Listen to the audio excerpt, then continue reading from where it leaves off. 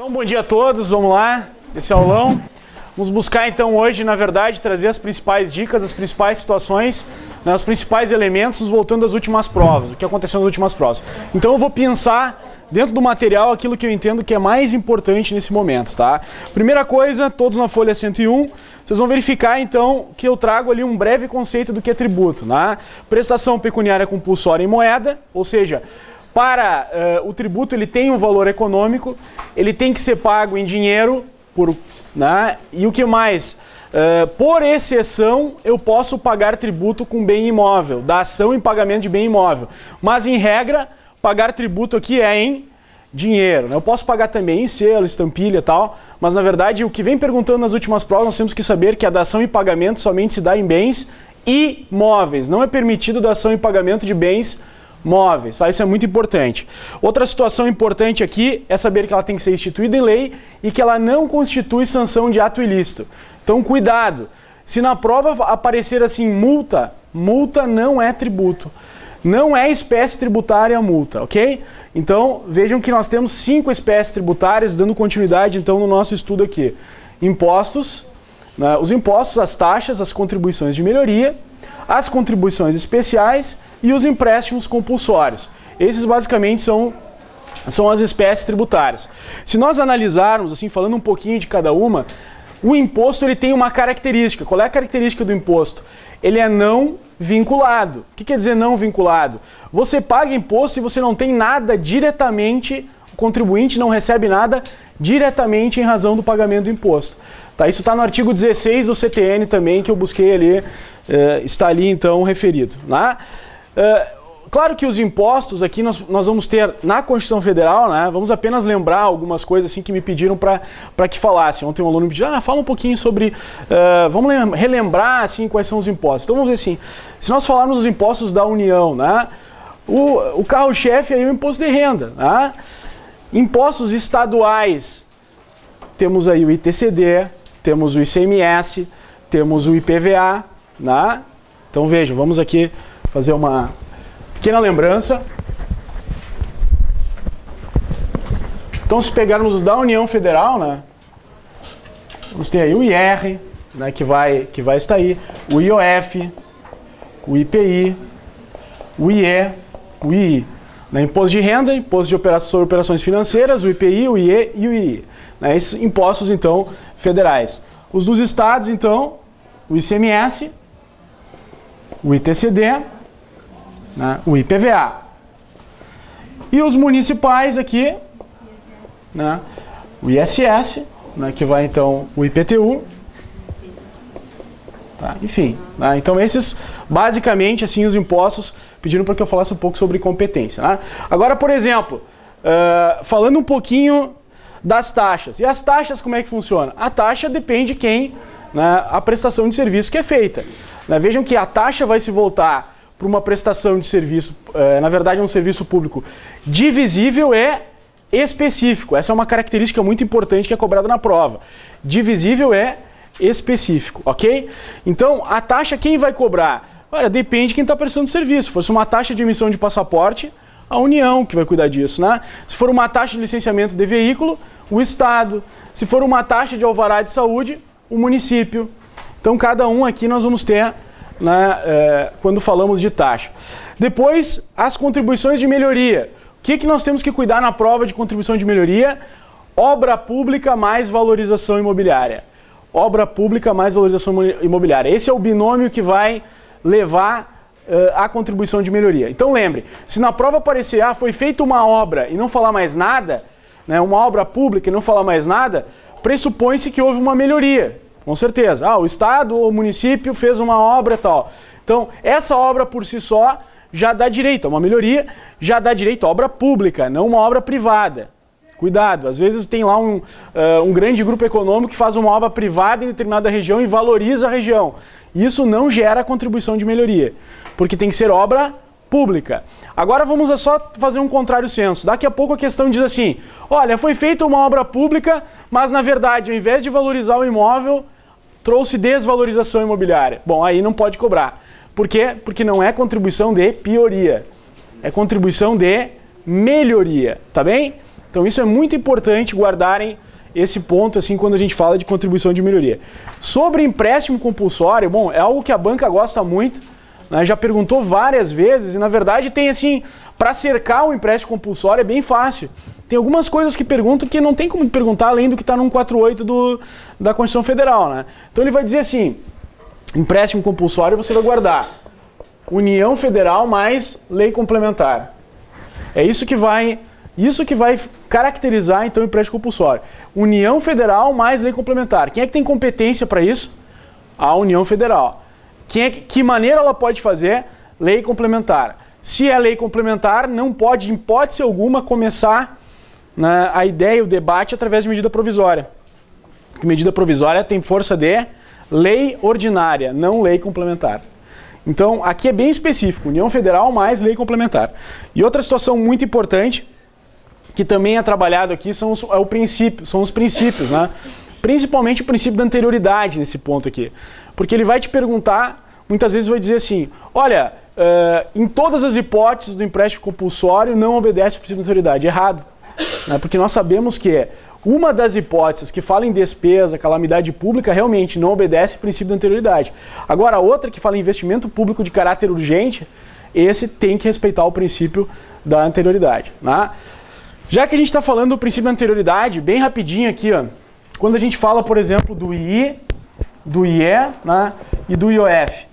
Né? O II, o IE e o IOF são impostos desobedientes, mal comportados. Por quê? Porque eles não obedecem nem o princípio da anterioridade e nem o princípio da anterioridade dos 90 dias, ou anterioridade mitigada, tá? Ou nonagesimal.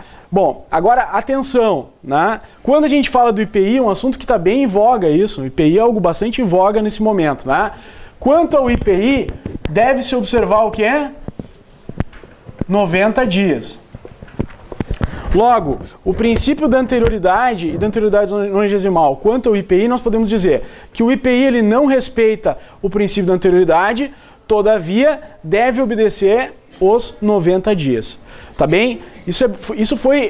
Aconteceu recentemente um momento histórico aqui da nossa economia, da nossa política fiscal, que o governo colocou 60 dias e foi declarado que não poderia porque há um princípio da anterioridade dos 90 dias que é aplicável ao IPI.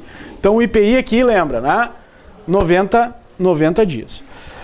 Outra situação importante aqui que eu gostaria de tratar com vocês são as contribuições especiais. Né? Aonde estão as contribuições especiais? As contribuições especiais estão, né, tanto no artigo 149 da Constituição, como no artigo 195, tá?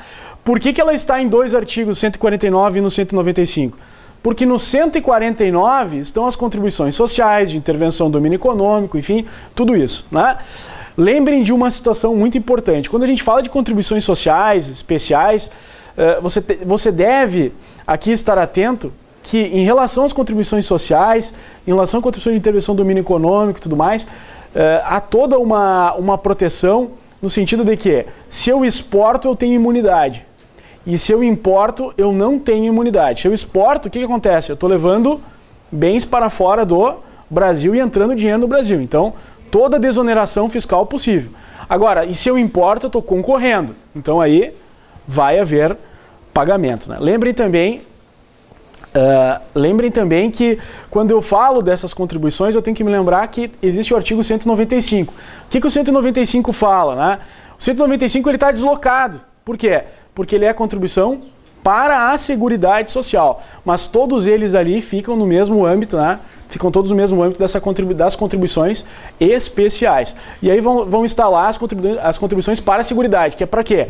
Para a saúde, para a previdência e para a assistência. Lá vai estar, por exemplo, que tem que se pagar, o empregador tem que pagar sobre a folha, sobre o faturamento, sobre o lucro, que o empregado vai pagar sobre aquilo que recebe, enfim, que também estarão lá concurso de prognósticos sobre turf, Mega Sena, tudo isso vai entrar, né, com certeza, né, e também sobre a contribuição para o importador. Tudo isso está dentro do que nós chamamos, né, de contribuições especiais. Lembra que nas contribuições especiais, quem por regra tem competência tributária é a União. Quando a gente fala de contribuições especiais, é a União que vai poder poder instituir. Com exceção de 2 casos. Quais são eles? Contribuição para o custeio do regime previdenciário dos servidores públicos. Então, por exemplo, quer ver uma coisa? Todas as contribuições, o empregado do setor privado, quando trabalha, ele tem que pagar a contribuição para o INSS, ok?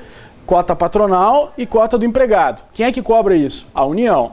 É a União que vai ter isso. Agora, os servidores públicos do Estado do Rio Grande do Sul, quem é que vai cobrar isso? O IP, o Estado, no Instituto de Previdência do Estado. Na verdade, aqui a contribuição é do Estado, o Estado vai poder cobrar. Então vejam, esse é a primeira exceção. Todas as contribuições especiais são da União, exceto para o custeio do regime previdenciário, situação número 1, e a 2, quem lembra? A CIP, Contribuição de Iluminação Pública. Quem é que pode cobrar a CIP?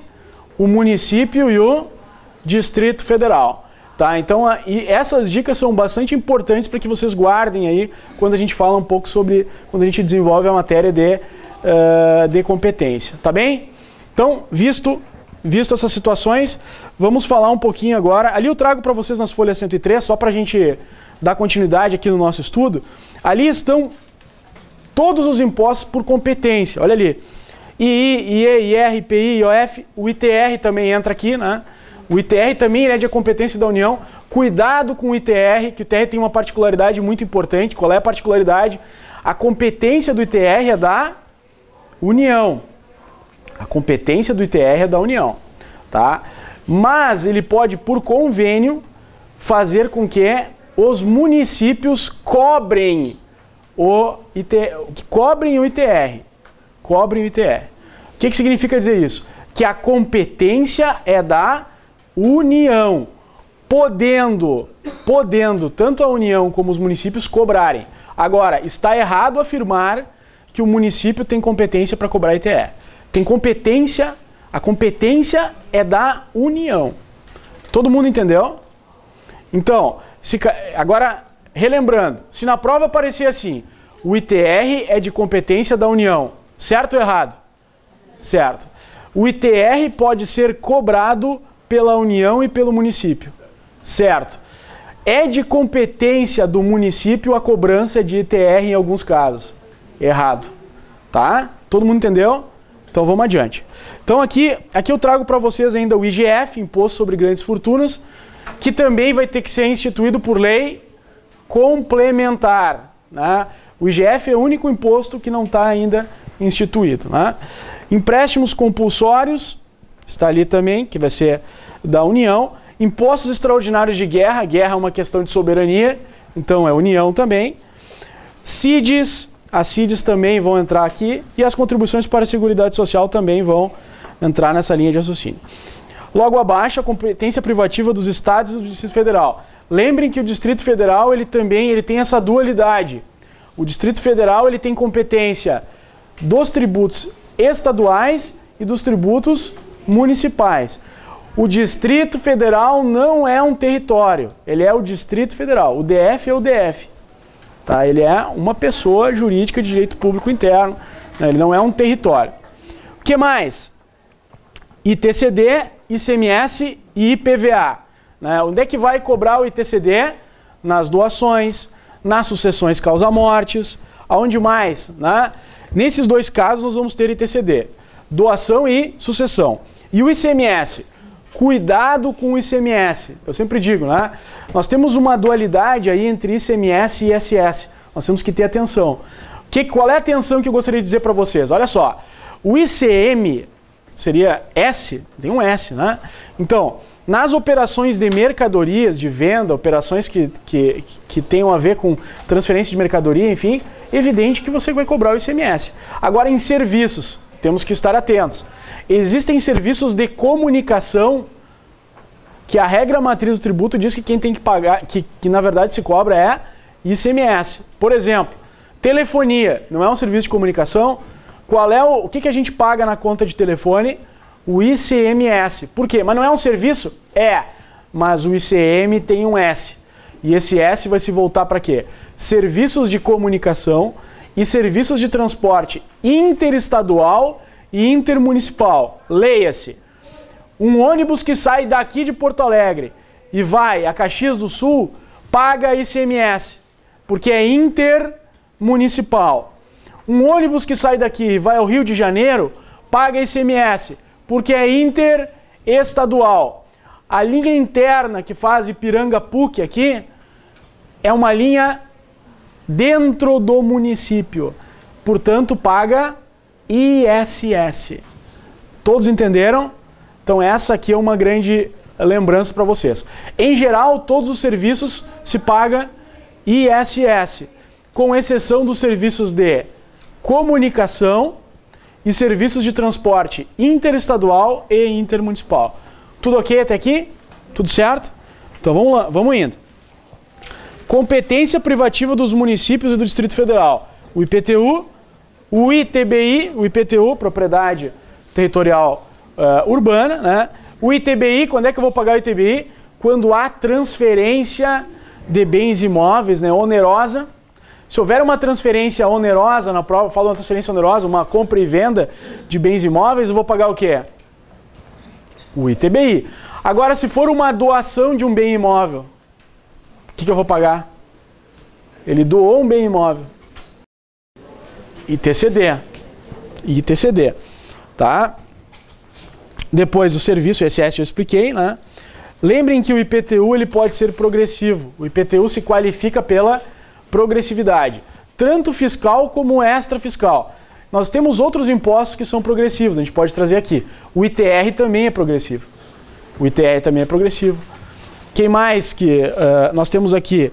O IPTU, o ITR, esses são considerados então tributos progressivos, né? O imposto de renda, o IR com certeza, né? Quanto mais você ganha, mais você paga, né? Depois, competência residual. Isso aqui é uma coisa muito importante, né? Que somente pode ser cobrado, olha só, bem interessante, novas contribuições e novos impostos são chamados de impostos ou contribuições residuais. Tudo que é residual é de quem? Tudo que é residual é da União. Só existe uma competência residual. Competência residual da União. Quem tem que inventar mais do que está no texto constitucional é a União. E sempre que ela fizer isso, ela tem que fazer por lei complementar. Por que isso? Gente, está inventando mais do que está no texto constitucional. Logo, o que acontece? Tem que haver um amplo debate para isso. E o foro da lei complementar, que exige, enfim, uma votação, né, enfim, mais qualificada, vai gerar isso. Mas vamos indo. Depois disso, gente, nós temos ainda... então, se for inominado residual, lembra que é da União e sempre mediante lei complementar. Depois disso, aqui eu já falei para vocês, competência concorrente ou comum, taxa, contribuição de melhoria. Quem é que cobra a contribuição de melhoria? Quem faz a obra, né, que vai poder.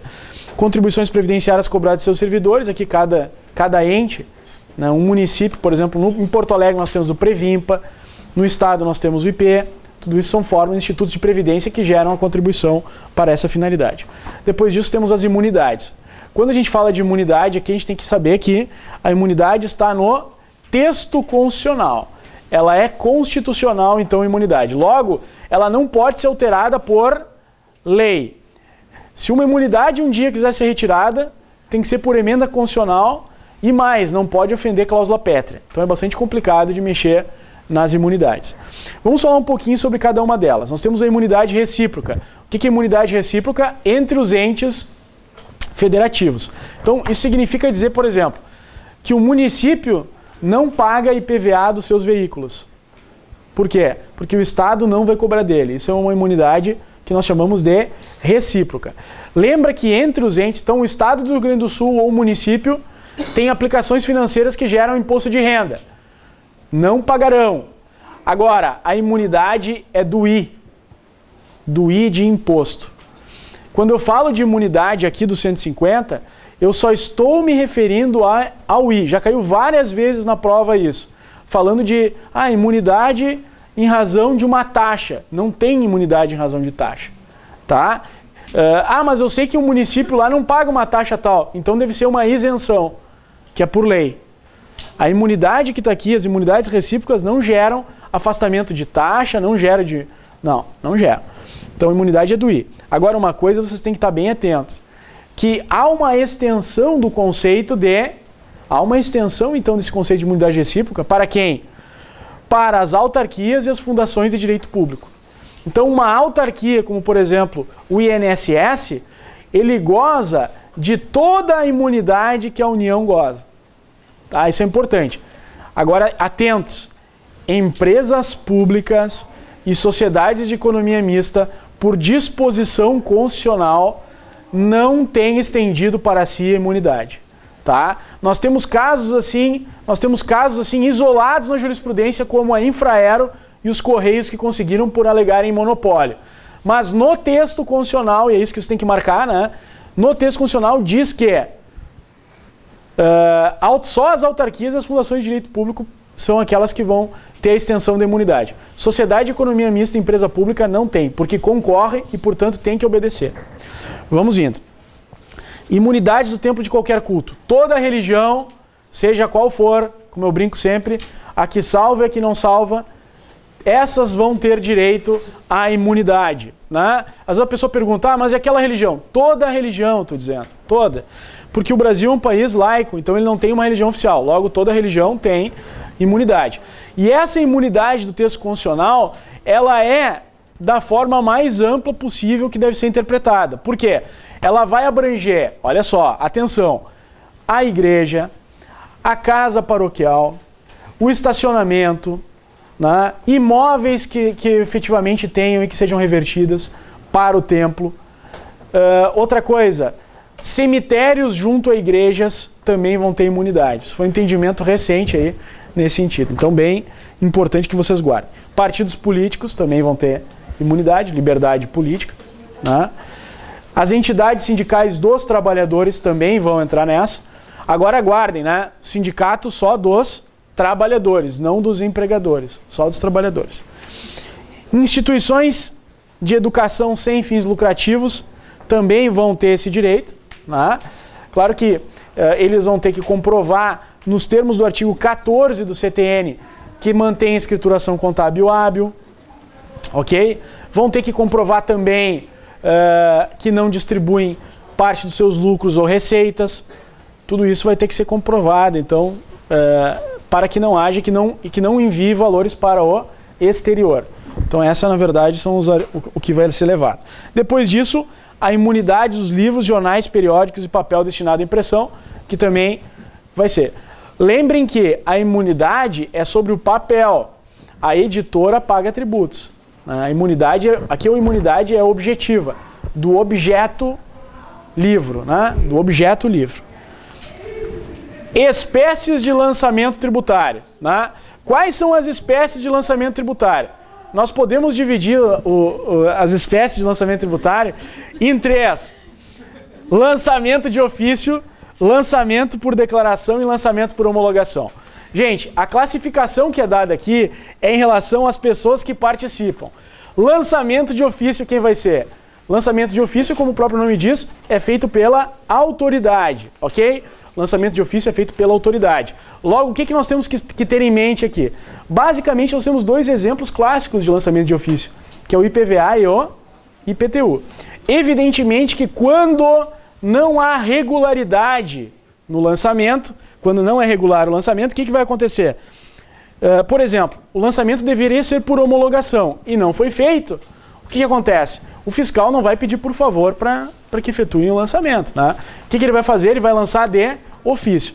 Então, na prova, se vocês verificarem lá que está escrito auto de infração, leiam lançamento de ofício. Auto de infração é um exemplo de lançamento de ofício. Foi lavrado um auto de infração. O que é isso? Foi lavrado, foi feito, houve um lançamento de ofício. Né? O que mais? Lançamento por declaração. O que vai acontecer no lançamento por declaração? São aqueles casos em que o contribuinte informa para a Fazenda os bens são avaliados e depois o valor é dado do tributo. Então, lançamento por declaração, a participação, tanto por parte do fiscal, como por parte do contribuinte. Eu trouxe os exemplos para vocês aqui, o ITCD e o ITBI são exemplos, né? O ITCD, quando for sucessão, é um exemplo, porque o advogado ele arrola os bens do inventário, é avaliado e é dado valor. E o ITBI mais ainda, né? No ITBI o que você faz? Você vai lá, informa a transação e a fiscalização lhe diz. Depois nós temos por último o lançamento por homologação, que é o mais corriqueiro de todos, né? Que vai envolver o ISS, o ICMS, o próprio imposto de renda também vai ser por homologação, que é aquele que o contribuinte calcula e paga e aguarda durante, no mínimo, aí, 5 anos, que tudo dê certo. No silêncio, homologou tacitamente, né? Agora, nesse meio tempo, se houver alguma irregularidade, pode haver um lançamento de ofício quanto à diferença, enfim, a ser trazida. Né? Vamos adiante, então. Causas de suspensão, extinção e exclusão. Nós podemos dar um salto aí e ir para a folha 112. Vamos dar um salto e ir para a folha 112.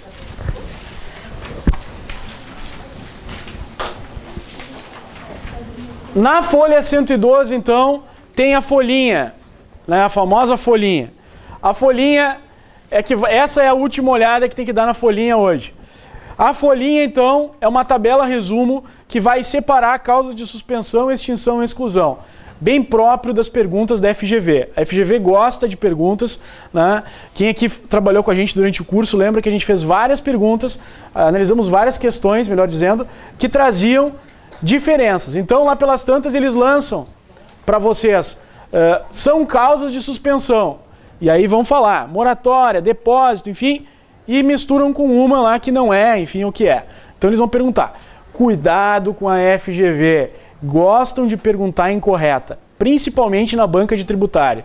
A banca de tributário, olha, tem vezes que é metade e metade. Metade mandando marcar incorreta e metade mandando marcar correta. E o pessoal que tem aquela patologia, fominha de alternativa, né? A direta na alternativa, nem leu ali, não sabe? Já vai resolver lá embaixo, se dá mal. Então, leiam o que está escrito. Outra coisa, cuidado com as questões de relacionar. Isso é uma dica boa, cuidado com as questões de relacionar. O pessoal normalmente relaciona as colunas certo, mas não lê que tem que marcar de baixo para cima ou de cima para baixo. E aí é mortal. Se você errar, acabou. Pode saber a questão e não vai acertar. Né? Bom, vamos lá. Quando a gente fala de suspensão, vamos analisar uma a uma agora das causas de suspensão. Dá um tempinho ainda para a gente ver isso. Aqui eu vou falar um pouco para vocês e vou dizer o que na verdade vocês têm que ter cuidado. Tá? Então diz ali, são causas de suspensão. Moratória. Lembra que quando se fala de moratória, tu estás falando de uma prorrogação, de uma dilação no pagamento do débito.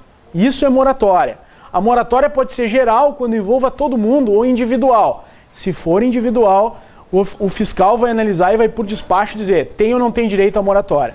A moratória pode ser em relação a condições pessoais do indivíduo ou ainda em relação a determinado território.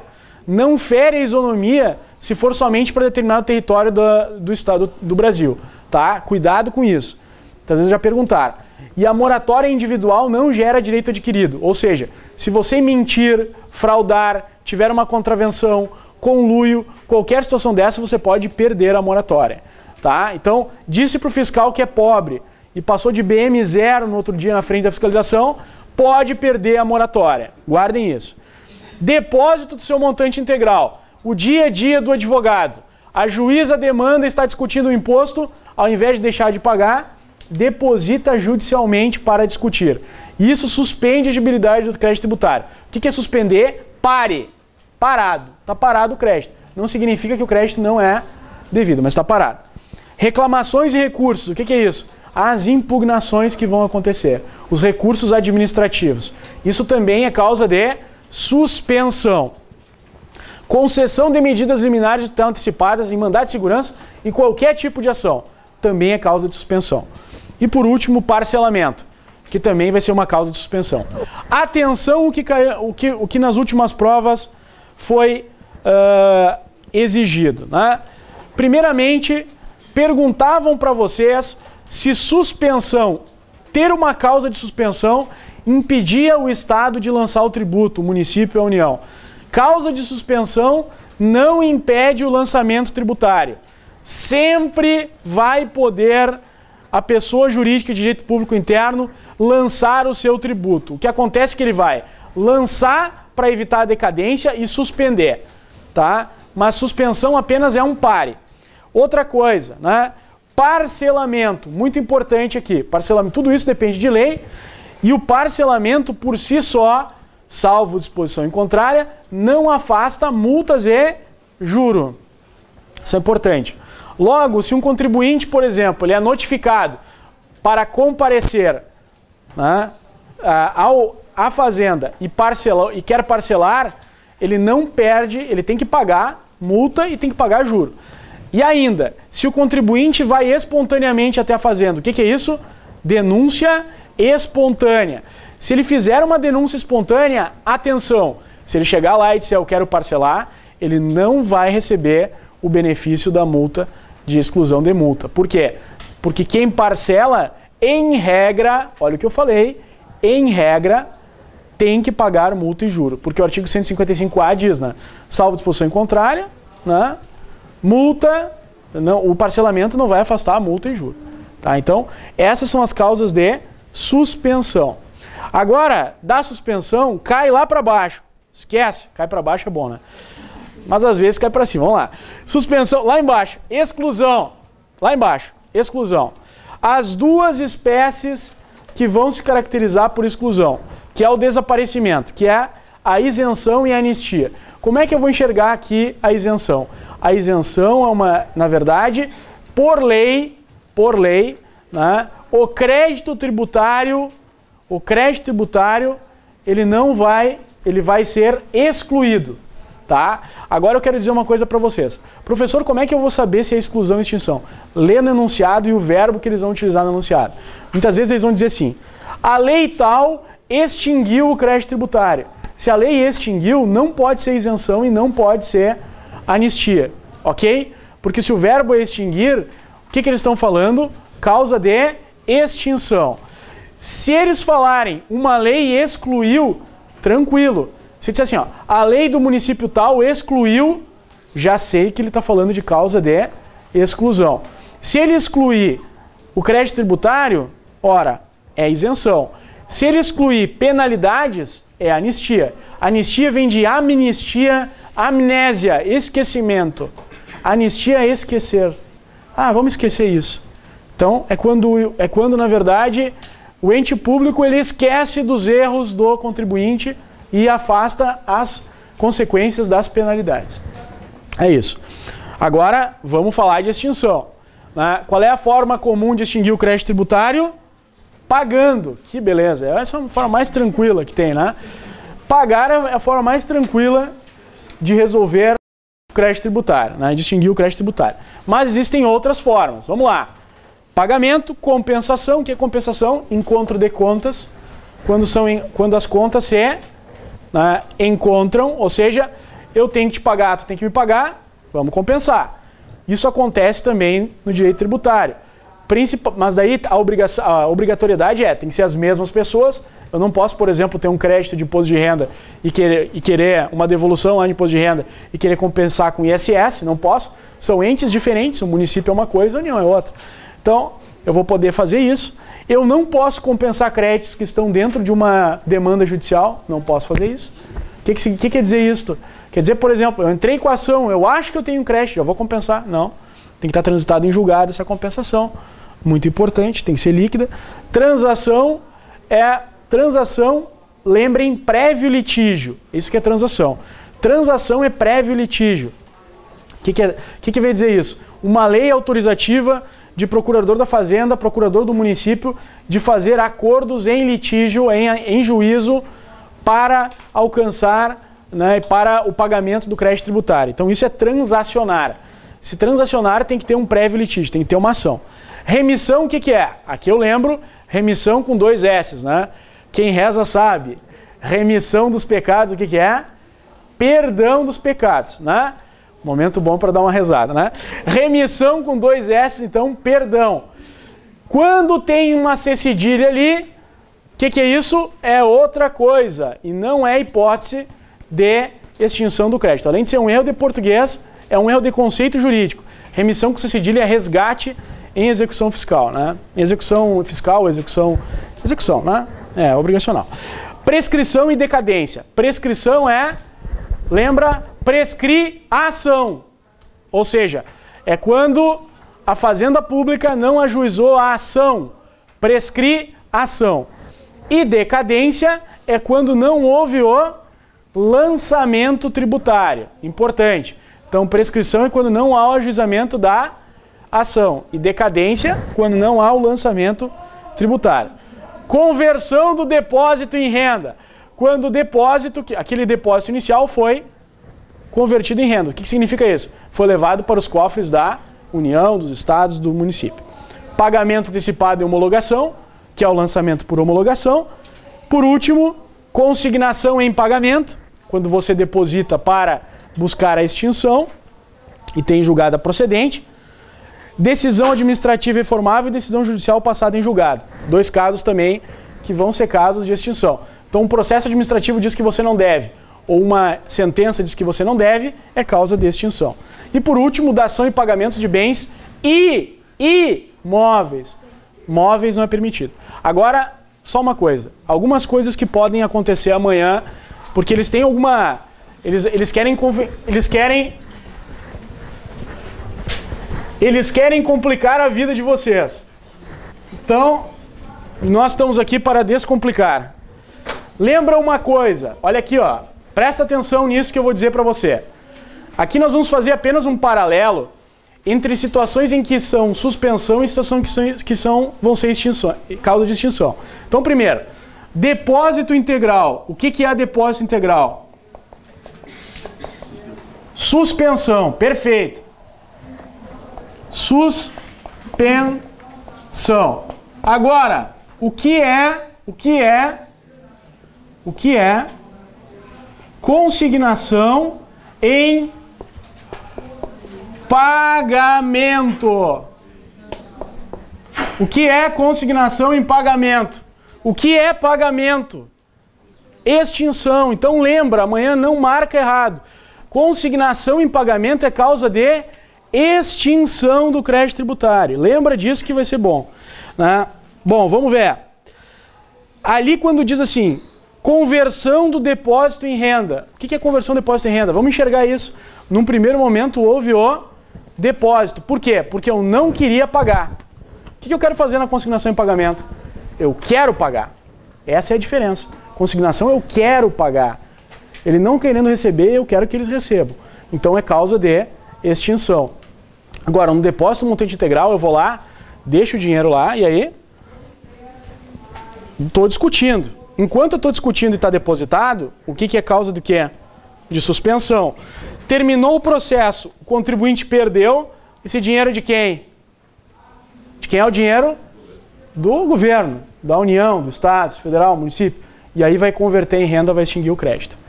Todo mundo entendeu isso que eu falei? Tudo certo? Então tá. Então assim, gente, basicamente essas são as ideias, a ideia geral que eu queria trazer para vocês sobre tributária. Agora eu vou dar algumas pinceladas aqui no civil, né? Vamos lá.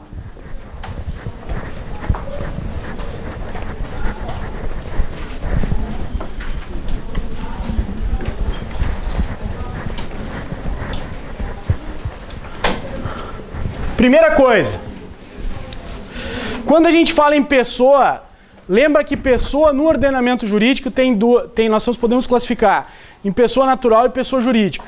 Como é que nasce uma pessoa natural? Ou melhor, como é que eu digo, lá há uma pessoa? Nascimento com vida. Com vida. Então, no direito brasileiro, ser pessoa é nascimento com vida, tá? Então, se nascer sem vida, é natimorto, tá? Então é nascimento mais vida. Se nasceu com vida, é pessoa. E como é que nasce uma pessoa jurídica? Com o registro. Ela passa a existir com o registro. Bom, dentro do ordenamento jurídico, nós temos pessoas plenamente capazes, que são consideradas aquelas pessoas maiores, que já têm 18 anos completos, tá? Estou falando de pessoas naturais agora. Né? Já tem 18 anos completos e tem o pleno discernimento. Entendem o que está acontecendo. Essas pessoas, elas têm capacidade de direito e capacidade de fato. significa que todo ser humano tem capacidade de direito. Uma criança de 1 mês tem capacidade de direito. Pode ser proprietária de bens, pode ser proprietária de automóvel, pode ter dívidas, tudo certo. Mas ela não tem capacidade de exercício. Então vê, 2 coisas aqui. Capacidade de direito. O que é capacidade de direito? Pessoa humana que tem direitos e tem obrigações. Qualquer pessoa humana pode ter isso. Uma criança de 2 dias pode ser dona de um patrimônio milionário. Pode. Né? Pode herdar ou pode receber uma herança do seu avô, por exemplo. Pronto. Está tudo resolvido. Né? Então ali ela tem 1, 2, 3 dias e já é. Então ela tem capacidade de direito. Agora, ela não tem capacidade de fato. Ela precisa de alguém que faça isso por ela. Quem vai ser? Os pais. Na falta dos pais, um tutor. Tudo bem até aí? Bom, então veja, capacidade de fato, capacidade de direito. O que acontece? O código vai falar dos absolutamente incapazes e dos relativamente incapazes. O núcleo do artigo 3º do Código Civil vai dizer o seguinte, basicamente, que aquele que não tem discernimento, ele não tem o necessário discernimento, o que ele vai ser? Um absolutamente incapaz. Se ele é um absolutamente incapaz, te liga numa coisa, ele é representado, porque ele é absolutamente incapaz. Então o instituto que vai ser aplicado a ele é o instituto da representação. Né? Se ele for um menor de 16 anos e não tiver os pais vivos, ele vai ser tutelado. Se ele for um maior e não tiver o discernimento, ele vai ser curatelado. A curatela é o instituto do maior de idade. Tudo bem? Então tá, esses então, os absolutamente incapazes. Agora vamos falar dos relativamente. Né? Quem são os relativamente incapazes? São aqueles que não têm o necessário discernimento. Estes que não têm o necessário discernimento serão assistidos. Serão assistidos. Vamos pegar, gente, só para a gente passar os olhos, né? Artigo 3º e artigo 4º. Artigo 3º e artigo 4º do Código. O que diz o artigo 3º? São absolutamente incapazes. Os menores de 16 anos, lembrem, sinônimo menor impúbere. Se aparecer na prova menor impúbere, menor de 16 anos. Quem mais? Por enfermidade ou deficiência mental, não tiverem o necessário discernimento, que é o núcleo do artigo. Os que mesmo por causa transitória não puderem exprimir sua vontade. Quem não pode exprimir sua vontade, pode estar, por exemplo, em coma, né? E daí ele está transitoriamente, pode voltar do coma. Naquele período que ele estava nesta situação transitória, ele era um absolutamente incapaz. Indo mais adiante, nós também teremos mais adiante aqui, os relativamente incapazes. E ali estão os maiores de 16 e menores de 18, que são os menores púberes, pois já atingiram a puberdade. Os ébrios habituais, não os ébrios eventuais, né? O ébrio eventual é aquele que bebe de vez em quando, né? O ébrio habitual é aquele que bebe com regularidade. Se num dia, olha aqui, cai na prova assim, no dia que ele assinou a escritura, ele fez bafinho pro tabelião e não tinha bebido. Pergunto, há ou não há uma questão de anulação?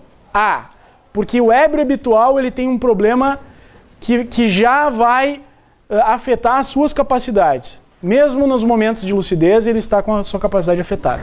Então, ébrio habitual, viciado em tóxico ou deficiência mental que tem o discernimento reduzido. O relativamente incapaz tem o reduzido discernimento. O que mais? Excepcionais sem desenvolvimento mental completo. Então, desenvolvimento mental completo A e pródigos também vão entrar nessa. Então, todos esses os relativamente incapazes. Guarda uma coisa, quando um absolutamente incapaz assina um negócio jurídico, um negócio é nulo. Quando um relativamente incapaz assina um negócio jurídico, é anulável, ok? Qual é o prazo para buscar a nulidade do negócio jurídico? Quando foi assinado por um absolutamente incapaz, não tem prazo, é para sempre. Por quê? Porque um ato nulo não se convalida. Agora, o anulável, bom, aí tem 4 anos, 2 anos, 4 anos, por exemplo, quando for por coação, por vício, enfim, 2 anos residualmente, né? 2 anos residualmente. Quando não for coação, vício e tal, você aplica 2 anos a regra geral. Bom, vamos lá então. Então, vimos aqui essa diferença. Então, anulável e nulo aqui também. Se um relativamente incapaz assina um contrato, ele pode ser depois ratificado, porque ele é anulável. Agora, se um absolutamente incapaz, se uma criança de 5 anos assina um contrato, não tem como consertar. O índio, lembra que o índio, ele não é relativamente nem absolutamente. O índio é o índio, né? Estatuto do índio. O estatuto do índio é que vai determinar se ele é ou não, se ele tem ou não, porque índio depende do índio, né? Tem índio terno e gravata e tem índio lá no meio da Amazônia. Então, tem que ver o índio, vai ter o estatuto do índio que vai proteger ele. Estou dizendo isso para vocês por quê? Porque o código antipedagogicamente colocou o índio dentro do artigo 4º, que é dos relativamente incapazes. Mas ele não é um relativamente incapaz, né? Vai depender do índio. Então, vimos aí, passamos... analisamos aí um pouco sobre, agora, a pessoa natural. Sobre pessoa jurídica, gente, apenas eu quero trazer uma coisa para vocês. Peguem aí o artigo 41. O artigo 41 vai dizer que a União, os estados, os municípios e demais entidades de caráter público, né, vão ser pessoas jurídicas de direito público interno. Lembrem aqui que vocês vão colocar também as autarquias entram aqui. Há uma grande discussão sobre empresa pública e sociedade de economia mista, que realmente se colocarem, vocês devem encarar como uma pessoa jurídica de direito privado em razão da doutrina, né? Tem doutrina para os dois lados, se eles botarem a gente vai anular essa questão, né? Vocês não podem fazer isso com vocês. Mas a autarquia eles podem fazer porque está no texto. A autarquia é pessoa jurídica de direito público interno, como Estado, como União, como Distrito Federal. E as pessoas jurídicas de direito privado estão ali no 44. Associações, o que é uma associação? É uma pessoa jurídica de direito privado, porque não tem, embora não tenha fins econômicos, é uma pessoa jurídica de direito privado. Sociedades, as fundações também, gente, cuidado. A fundação, ela é uma pessoa jurídica de direito privado, né? Lembra da Fundação Ayrton Senna? É um patrimônio que foi destinado para uma finalidade. Professor, se tiver escrito fundação pública, bom, aí tá, é direito público, né? Mas fundação, só fundação, né? Só fundação é direito privado. Tá, ela tá me avisando, faltam 10 minutos. Direito privado. Então vamos lá. Indo mais adiante aqui. Organizações religiosas, pessoa jurídica de direito privado. Olha só, a Santa Sé, o Vaticano, é uma pessoa jurídica de direito público externo, a Santa Sé, o Vaticano. Agora, a Igreja Católica no Brasil é uma pessoa jurídica de direito privado. Entenderam? Porque a Santa Sé é uma pessoa jurídica de direito público externo, reconhecida, né? Com chefe de Estado e tudo mais, né? Vamos adiante. Partido político, não deixa de lembrar que o partido político é uma pessoa jurídica de direito privado. E também aqui, né, essa nova forma, que é a EIRELI, né? Que vai ser, bom, é isso, empresa individual de responsabilidade limitada, que também entrou aqui, né? Bom, vamos adiante então. Vamos indo, bens. Bens é uma matéria importante, vamos dar um pulo lá nos bens. Eu quero falar sobre bens para vocês, sobre 2 pontos que são importantes. Olha só, a gente deu um pulo aqui para o artigo 79 do Código Civil. Quando a gente fala do 79 do Código Civil, tá ali, são bens imóveis, o solo e tudo quanto se lhe incorporar natural ou artificialmente. Olha, gente, eu acho difícil, eu não faria isso. Um terreno é um bem imóvel, né? Eu faria essa pergunta, né? Agora, o artigo 80 eu faria. Olha o que está lá. Consideram-se imóveis para os efeitos legais. 1. Os direitos reais sobre imóveis e ações que o asseguram. Então, uma ação reivindicatória que busca um imóvel é um direito real e é um bem imóvel. Sucessão aberta. A herança é bem imóvel, não esquece disso. Aquela pergunta de sempre. Mas, professor, você deixou só um carro, não é um bem imóvel? Não. Sucessão é considerada, se aparecer na prova, direito à sucessão aberta, vamos anular essa questão. Tem que ser bem imóvel. Sucessão aberta, o que é? Bem imóvel. Agora, bens móveis. Agora vamos lá nos bens... 81. 81 é importante também. Não perdem o caráter de imóveis. Olha só, tem uma casa lá, aqui no Brasil não é muito comum, mas fora é bastante. eles levantam lá toda a casa lá da pessoa e levam para outro lugar. O que é isso? Né? Isso continua sendo um bem imóvel, porque ele está na sua integralidade, isso é importante. E outra coisa, tu tem um telhado, vamos arrumar o telhado? Vamos. Tira as telhas do telhado e empilha aqui. O que é isso? Esta pilha é bem imóvel. Por quê? Nós estamos tirando para reempregar. Se eu tirei e vou reempregar, tirei para reempregar, é um bem imóvel. Agora eu ligo lá, né, na ferragem, me dá uma pilha de telha. Aí tem duas pilhas. Uma que eu tirei para reempregar. Isso aqui é bem imóvel. E essa novinha que chegou é bem imóvel ainda porque não foi empregada, não foi utilizada. Agora vamos assim. 82. Claro que o que é bem imóvel? É aquilo que se move, né? Os que tem movimento, o que tem movimento próprio é bem imóvel. Semovente. Semovente, tá? Tô terminando. Daí, sem alteração, substância e destinação econômica. Agora, só para terminar, então, o 83. A luz, né? As energias que têm um valor econômico são bens móveis. Energia que tem um valor econômico são bens móveis. Então, né, são bem móveis. Quem colocar o dedo na tomada vai ver um bem móvel. Direitos reais sobre objetos móveis e ações correspondentes também são bens móveis. E as indenizatórias também são consideradas bens móveis. Agora, se eu tenho uma casa e eu começo a arrancar porta, começo a arrancar janela para vender, transformar janela em porta-retrato, por exemplo, isso vai virar bem imóvel, tá bem? Então, gente, busquei fazer um apanhado, tá? Eu agradeço a atenção de vocês, sucesso, tá? Eu acredito assim, agora é focar, tranquilizar e vamos lá, né? Vamos buscar essa aprovação aí, todo mundo com a carteira da OAB, tá? Vamos nessa, a gente se vê, até mais, valeu!